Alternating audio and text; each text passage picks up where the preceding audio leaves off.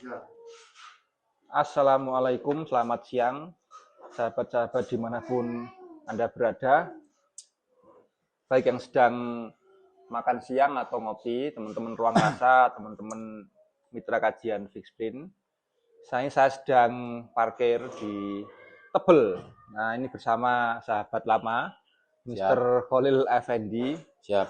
calon terkuat gubernur BI, Pak. BI itu Bank Indochina. Indochina itu kan blasteran, dia ini kan blasteran. Tapi Cina gak ketok deh, kan soalnya ireng manis, ireng sawo.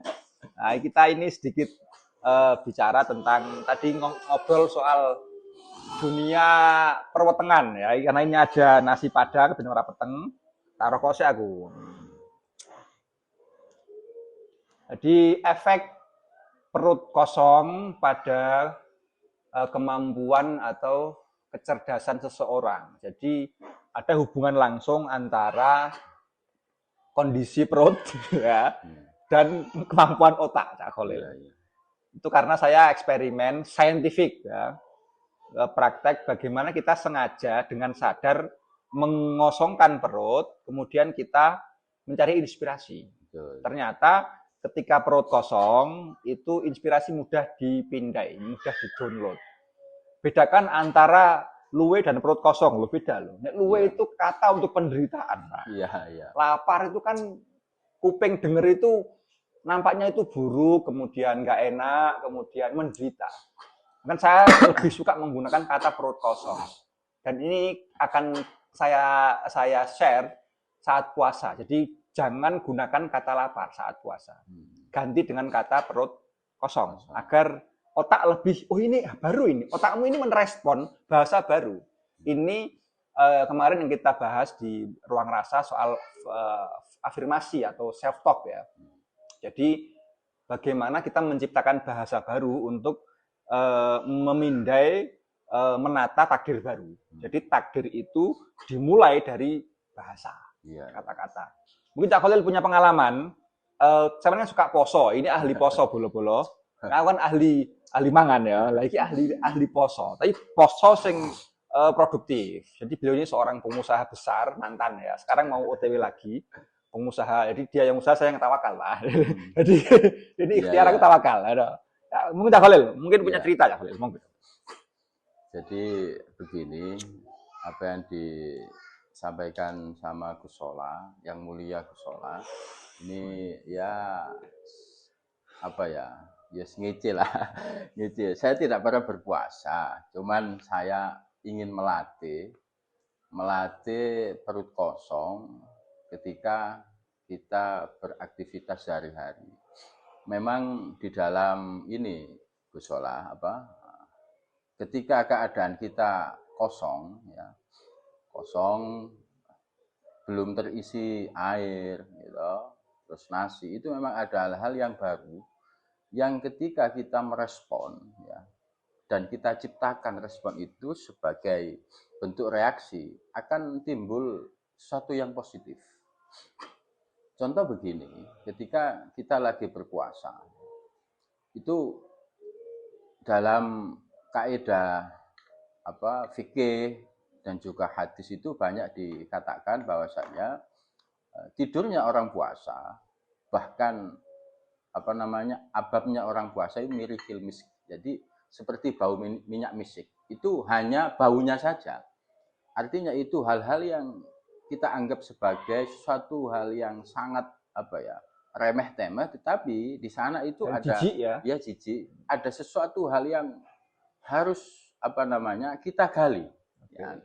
Kenapa kemudian Nabi Muhammad mencontohkan itu abab atau bau mulut? Ternyata di dalam ketika orang berpuasa itu ada interaksi di dalam, Gus. Ya, ada interaksi di dalam yang mana aktivitas apapun tanpa kita sadari ya, di bawah alam sadar kita ini seakan-akan mencuri start. Mencuri start. Mencuri start dalam orang lomba lari itu DCI ya gitu. Itu boleh ya? Boleh. Halal ya? Halal. Tetapi yang kemudian banyak yang ini sangat dilema sekali ketika ini dilakukan oleh teman-teman kita yang memang tidak terikat dalam suatu kolaborasi energi positif, digunakan negatif pun bisa puasa itu.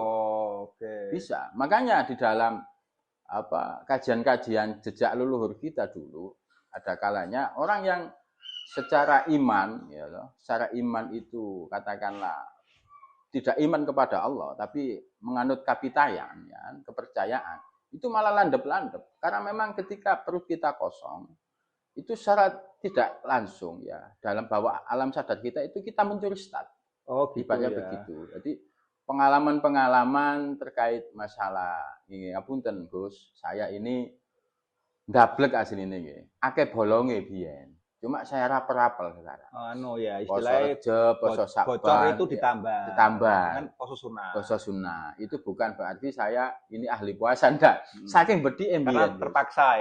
Jadi itu karena ketakutan ya. Tapi positif ya. Positif ya. Artinya dalam garis bawah Gus, puasa itu adalah sumber energi positif yang bisa kita ciptakan ya sesuai dengan niat kita, perilaku kita, dan juga bentuk manifestasi kita di dalam beramal soleh. Jadi seperti itu. Jadi bahasanya mencuri start itu katakanlah si A ini dalam proses lari maraton ya. Maraton. Ada goal tujuan akhir. Dan dia ada banyak lawan ya, banyak lawan yang tangguh-tangguh kompetitor yang dia itu blosot gitu ya. Dia itu start dulu. Berarti itu kayak Kanjel sama keong ya. Iya. Tetapi di dalam perjalanan seakan-akan dilihat lawan ya, karena ini maraton, santai kita. Tapi kita akan nyampe terlebih dahulu juga. Itu adalah puasa. Jadi sesuatu yang kita anggap tidak mungkin, insya Allah jadi mungkin. Barokahnya perut kosong.